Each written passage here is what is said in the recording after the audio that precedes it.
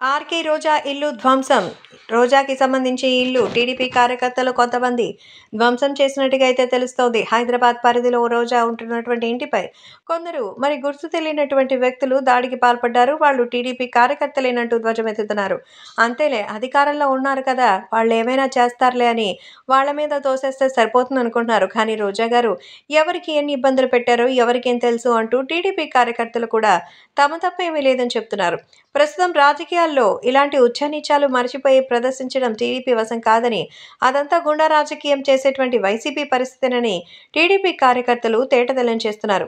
YS Jaganmohan Reddy ఓడిపోవడమే కాకుండా జగనన్న అంటూ ఆప్యాయతను చూపించేటువంటి రోజమ్మ దారుణమైన ఓటమి చవిచూశాక తమ నిజస్వరూపం చూపిస్తున్నారని, రాష్ట్ర వ్యాప్తంగా ప్రజల్ని ఇబ్బందులకు గురి చేస్తున్నారంటూ చెప్తున్నారు.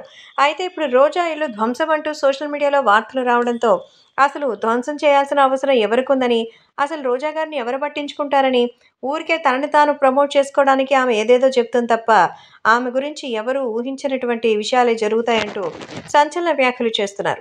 కాబట్టే సోషల్ మీడియాలో సైతం ఈ విషయం ఒక్కసారిగా సంచలనంగా మారుతోంది. ఏది ఏవైనా అభిమానులు కూడా ఈ విషయంలో ఒక క్లారిటీకైతే ఉన్నారని, ఖచ్చితంగా నిజానిజాలంటే ఏమిటో తెలుస్తాయంటూ చెప్తున్నారు. కాబట్టి రాబోయే రోజుల్లో రోజా గారు నిజంగానే తన ఇంటిని ధ్వంసం చేసిన వాళ్ళపై ఏమైనా యాక్షన్ తీసుకుంటారా? లేదా ఊరికే ఇలా అభియోగాలని మోపి ఊరుకుంటారా అనేది చూడాల్సిందే.